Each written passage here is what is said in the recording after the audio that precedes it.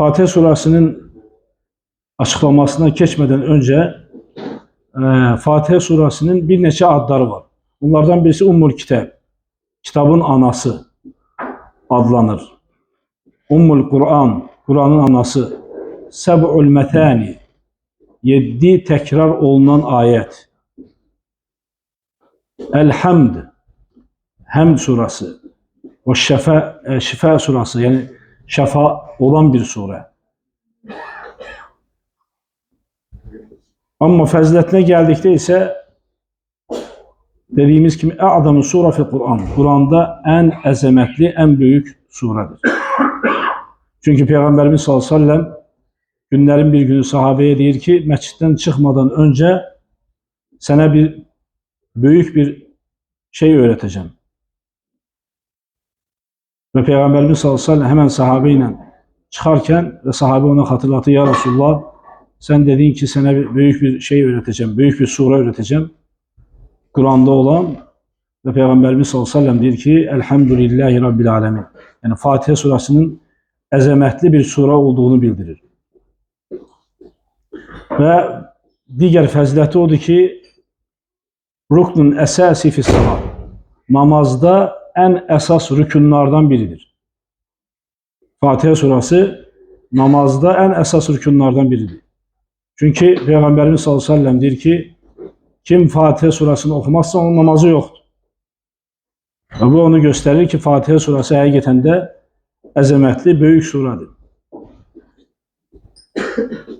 Ve diğer faziletlerden biri de Summiye Şifaen, ki şefalı bir sure. Çünkü kâne sahabe, diyor ki sahabeler hastelerini bu sure ile mualice ederdiler.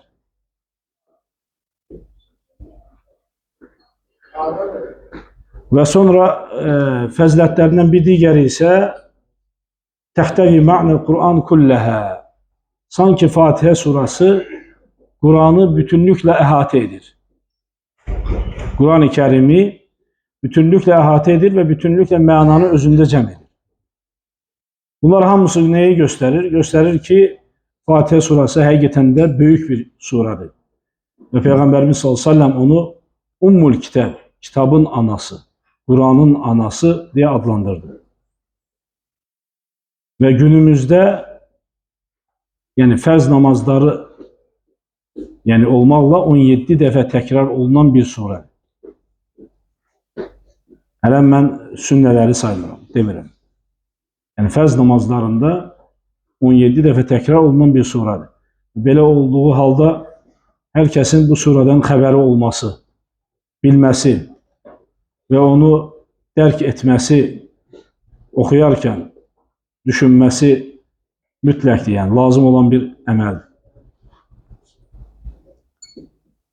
Ama dediği ki Fatihəsiz namaz yoktur. Fəzilətlərindən biri de onu gösterir ki namazın esas rükunlarından biridir. Yani onsuz namaz yoktur. Sanki Fatihə okumazsan namazın sayılır. Ve diğer meseleye geldikte ise Fatihə surası ile bağlı sual verilir ki kem ayeten tuced fil Fatihə. Yani Fatihə neçə ayetten ibarettir?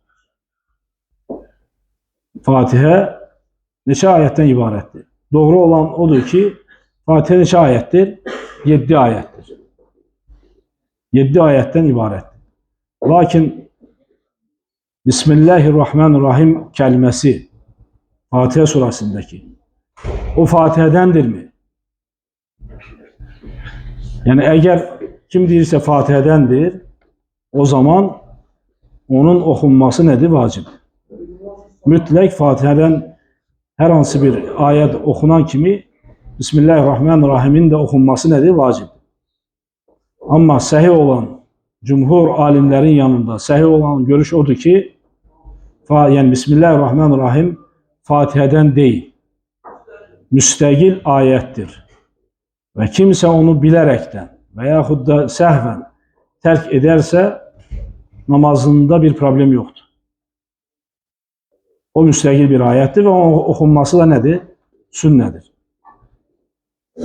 Ama Fatihə surası ise dediği ki 7 ayettir. Sadece yəni qabaqda onu vurğulayacağım, yəni hansı ayəti bəzi alimlər və yaxud da bəzi qiraətlərə görə bu axırda gələn uzun ayət iki hissəyə bölünür.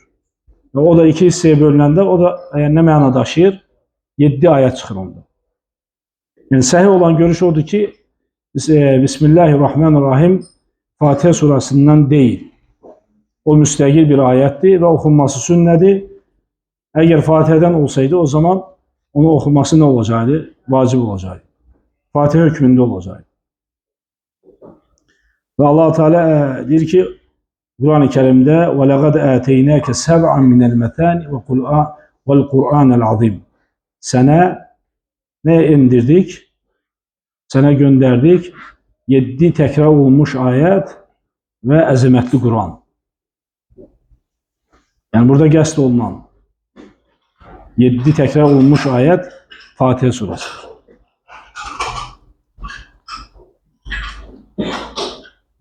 Və sonra digər məsələ odur ki, yəni Fatihə surasını oxuyarkən, yəni belə deyək, insanlarımız bəzən, yəni belə insanlar var ki, namaz qılarkən, yəni qiraəti nəfsində oxuyur. Dodaq, ağız, heç bir yəni dil tərpənmir. Nəfsində oxuyur. Yəni bu doğrudurmu? Yəni səhih olan odur ki, bu doğru deyil. Yəni belə oxumaq olmaz. Mütləq dil tərpənməlidir. Və Peyğəmbərimiz s.ə.v-in sahabələr deyərdi ki, biz Peyğəmbərimiz s.ə.v-in qiraətini onun dodaqlarının tərpənməyindən bilirdik ki, Peyğəmbərimiz s.ə.v oxuyur. Amma bəzi insanlar var, görürsən ağızları tərpənmir, dilləri tərpənmir və o formada namazı qılırlar. Yəni bu doğru deyil. Mütləq dilin tərpənməsi, yəni oxuyarkən dodaqların tərpənməsi nədir? Vacibdir. Yəni çox, belə deyək, insanlar yəni əsasən də bunu kimlər edir? Bəzən görürsən ki, o niyyəti, namazın niyyətini bərkdən edən insanlardır bunu edən. Onlar ki, mən niyyət elədim, filan namazı, filan qədər rəkatlı namazı imama uyaraqdan qılmağa. Belə bir niyyət edir. Amma yəni əslində niyyətin yeri haradır? Qəlbdir. Amma baxmayaraq ki, oxunması lazım olan, danışılması lazım olan, yəni söz, yəni namaz qılarkən oxumasıdır, Fatihəni oxuması və yaxud da digər vacib olan yəni zikirlərin deyilməsidir. Onları gizlin oxuyurlar, amma lazım olmayan əməli isə gizlin deyirlər. Ona görə diqqətli olun ki, yəni namaz qılarkən mütləq, yəni Fatihədir və yaxud da digər vacib olan zikirlər oxunarkən tək, yəni dil tərpənməlidir. Hətta özün eşidəsi formada, şəkildə oxumalısan. Təbii ki, yəni böyründəkilərə mane olmadan. Sonra, yəni Fatihə surası ilə bağlı böyük bir hədis var, hədis-ül Qudusi, Qudusi hədis. Deyir ki, Peyğəmbərimiz s.ə.v deyir ki, Allah-u Teala deyir, mən namazı qulumla öz aramda iki hissəyə böldüm. Hətta bu hədis göstərir ki, Fatihə surasını nə adlandırdı? Namaz adlandırdı. Bu onu göstərir ki, Fatihə surası namaz adlandırılıbsa, deməli Fatihəsiz nə yoxdur? Namaz yoxdur. Və hədisdə deyir ki, qəsəmtu salatə beyni və beynə abdi ilə nisfeyn, ilə qismeyn. Qulla öz aramda namazı iki hissəyə bölür. Əgər qulum və li abdi məsəd, deyir ki, qulum üçün istədiyini verirəm. Yəni Fatihəni oxuyarkən, orada Fatihədə, çünki Fatihə duadan ibarət olan bir surədir. Fatihə özü duadır. Deyir ki, bunu oxuyarkən orada olan duaları yəni qulum üçün verərəm. Və deyir ki, وَإِذَا قَالَ الْحَمْدُ لِلَّهِ رَبِّ الْعَالَمِينَ Qul dedikdə ki, Elhamdülillahi Rabbil Alemin, bunu dedikdə Allah-u Teala deyər ki, qul mənə həmd elədi. Qulum mənə həmd elədi. Və Rahman Rahim dedikdə Allah Teala deyər ki, kulum mənə tərif eylədi. İyyəkə, sonra nə deyir? Məlik yevmiddin dedikdə Allah Teala deyər ki, kulum məni ucatdı. Yəni bu onu göstərir ki, insan Fatihə surasını oxuduqda bu şeylərə riayət eləsin. Yəni bunu dərk eləsin. Elhamdülillahi Rabbil alemin, Errahmanirrahim, Malik yevmiddin. Yəni bunları dərk eləsin ki, Allah'a həmd edirəm, tərif edirəm və onu ucaltıram. Malik yevmiddin, qiyamət, yəni din gününün sahibi. Deyir ki, bunu dedikdə Allah Teala deyir ki, kulum məni ucaltdı.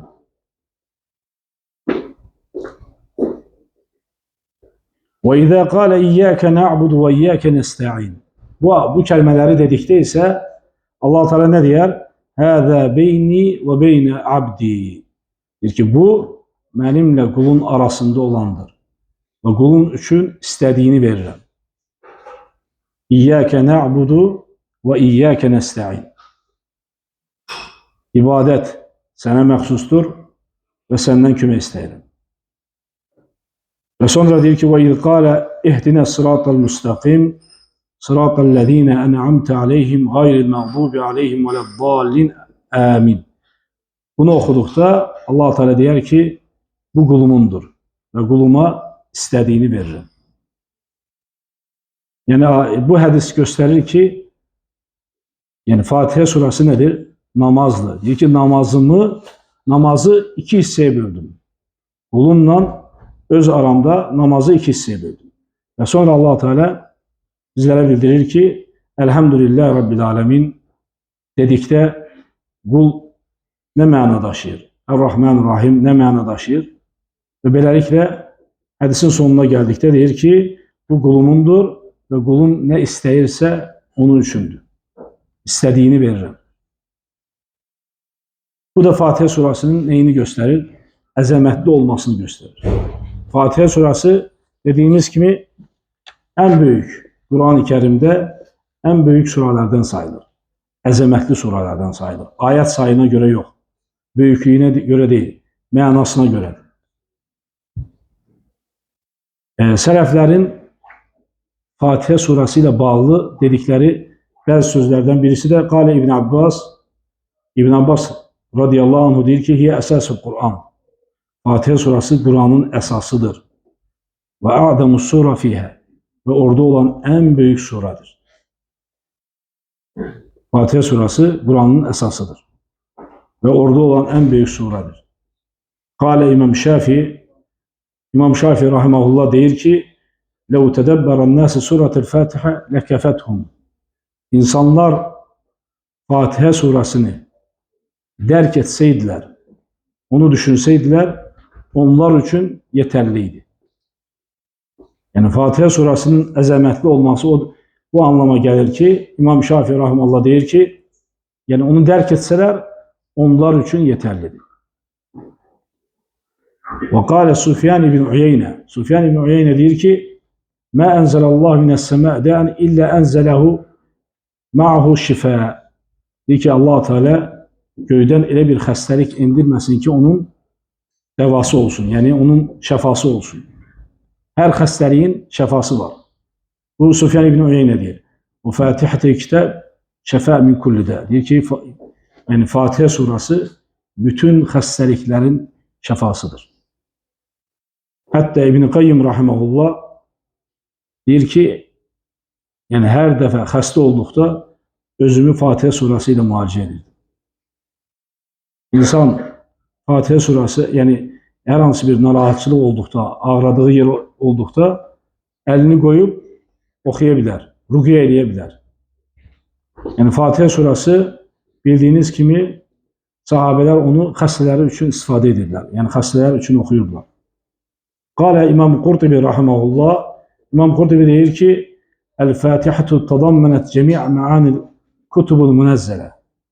Baxın, Fatihə surası nə qədər əzəmətlidir ki, İmam Qurtubi rahimehullah deyir ki, Fatihə surası nazil olmuş bütün kitabları özündə əhatə edir. nazil olmuş bütün kitapları özünde nedir? Əhatə edir. Minət tevhid vel emr ve nehy. Tevhid desen Fatiha'da var. Emri, qadağanları hamısını özünde nedir? Cəm edir. Bu Fatiha surası ilə bağlı olan bəzi faydalar zikr elədik. Fatiha surasının adını açıqladı və Fatiha surasında olan sələflərin sözlərini zikr etdi. Amma yəni Fatiha surasına gəldikdə isə həqiqətən də yəni insan onu oxuyarkən dərk etməsi, düşünməsi mütləqdir qardaşlar. Mütləqdir ki, insan onu dərk eləsin, düşünsün. Çünki yəni Fatiha surası özündə sanki tövhidi cəm edir. Uluhiyyət, yəni rububiyyət tövhidi, uluhiyyət tövhidi və ad və sifətlər tövhidi. Misal üçün, Elhamdülillahi Rabbil Alemin. Həmd olsun alemlərin Rabbi olan Allaha. Rab, bu tövhid-i rububiyyət. Er-Rahmanir-Rahim. Ad və sifətlərdir. Məlik yevmiddin. Yəni, din gününün sahibi. Burada da yəni Allah-u Teala'nın insan ne edir? Ucaltır. Rabb olduğunu bilir. İtiraf edir. Sonra İyyâke na'budu ve iyyâke nesta'in. Bu ise yani uluhiyet tevhididir. Ama çok teessüfler olsun ki insanlarımız bugün yani Fatiha surasını okuyurlar. Dediğimiz gibi fərz namazda 17 defa tekrar edirlər. Buna bakmayarak Elhamdülillahi Rabbil Alemin diyen insan başka məxluqdan, yani Allah'ın yarattıklarından kömək istəyir. Ve yeri göre idare eden Allah-u Teala'nı koyaraktan yani diğer şeylere tapınırlar. Er-Rahman-Rahim Maliki yevmiddin. Sonra Allah-u Teala İyyâke na'budu ve iyyâke nesta'in.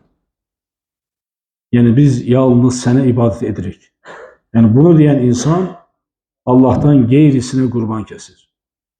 Allah'tan geyrisinden ruzi istəyir. Allah'tan geyrisinden şəfa istəyir. Allah'tan geyrisinden övlad istəyir. Halbuki Fatiha surasını oxuyarkən deyir ki İyyâke na'budu. Sənə ibadet edirik. Ve iyyâke nesta'in. Səndən kömək istəyirik. İyyâke na'budu ve iyyâke nesta'in. Yani bunu Ərəb dilini bilenler daha yaxşı bilər. İyyâke elə bir kəlmədir ki, yani yalnız səndən, yalnız sənə ibadet edirik. Yalnız səndən kömək istəyirik. Yani başka şeyleri əhatə etmir.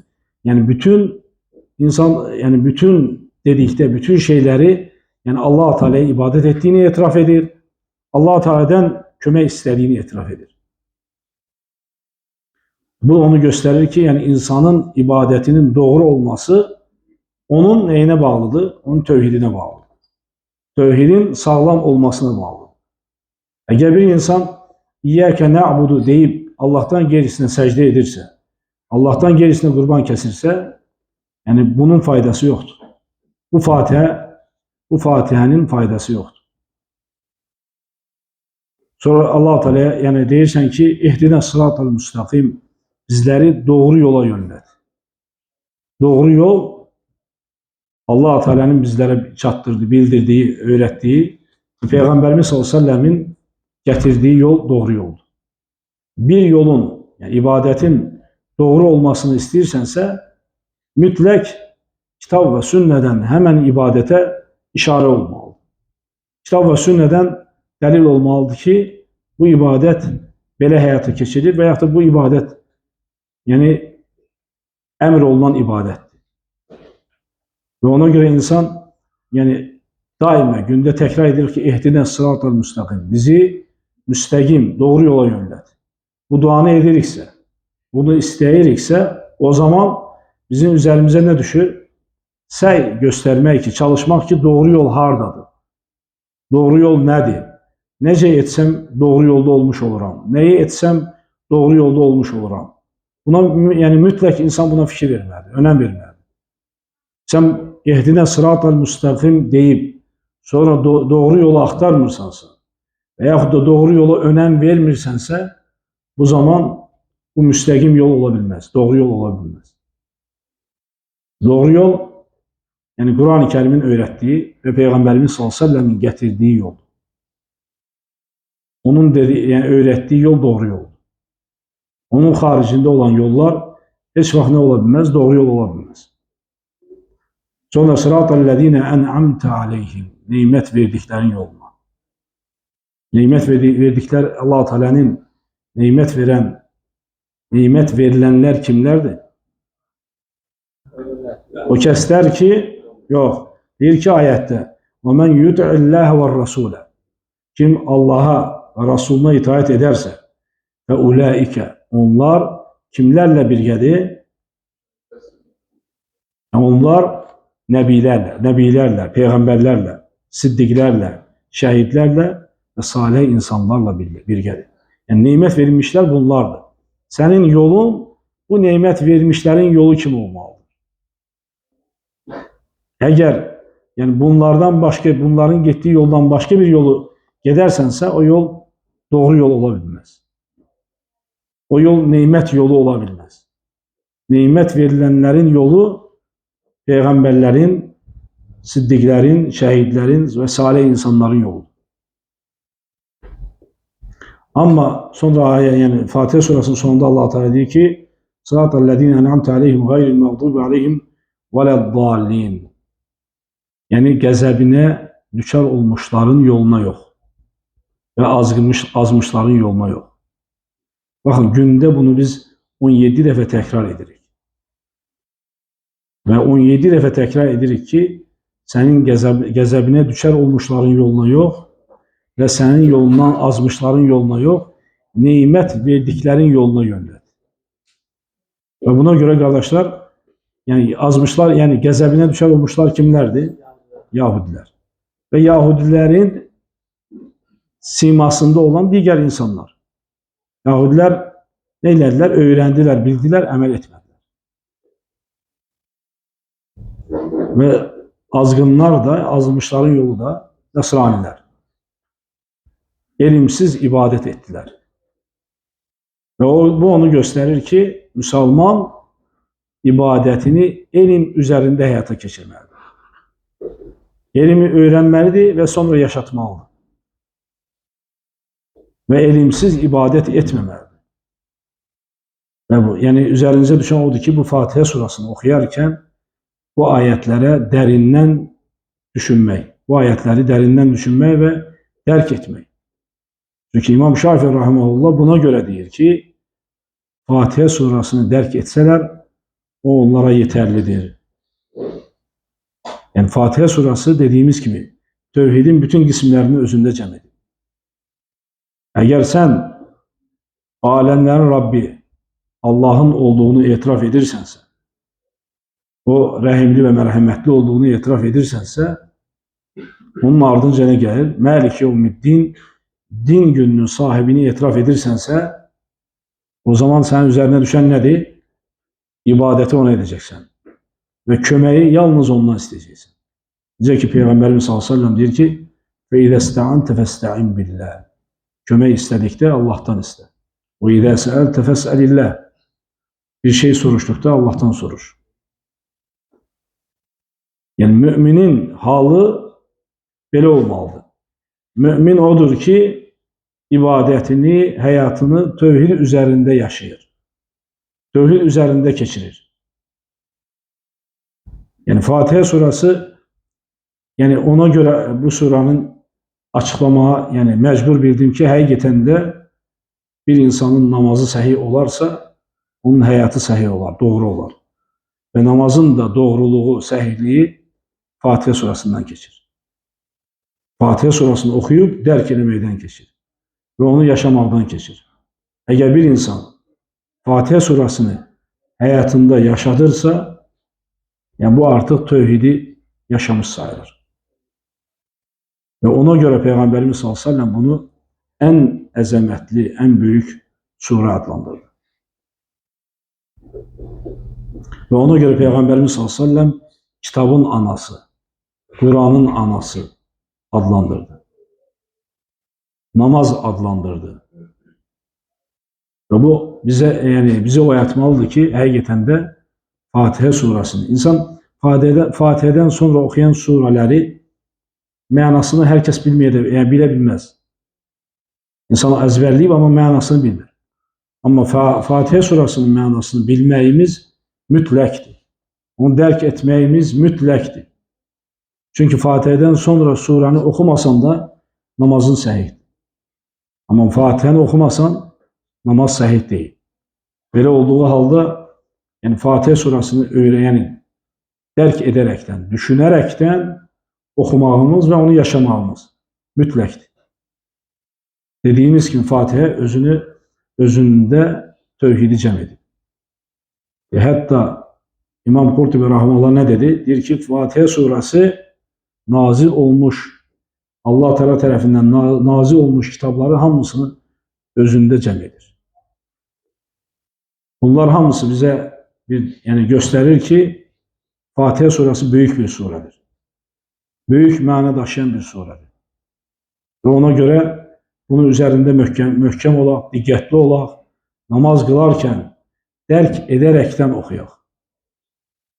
Ona görə Allah Teala Quran-ı Kərimdə deyir ki, namaz qıl, namaz səni pisliklərdən çəkindirəcək.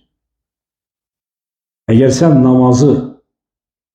namazı doğru düzgün qılırsansa, Fatihə surəsini doğru düzgün oxuyub dərk edirsənsə, mütləq sən pisliklərdən çəkinəcəksən. Məliki yevmiddin, bunu etiraf edirsən, bunu düşünürsən, bunu dərk edirsən, hesab gününün sahibini dərk edirsən və onu tədəbbür edirsən, sonra İyyəkə na'budu və İyyəkə nəsta'in bunları dərk edirsən, o zaman bu səni pisliklərdən çəkindirəcək. Ona görə qardaşlar, bu suranın üzərində möhkəm olaq. Oxuyarkən düşünəyin, dərk edək.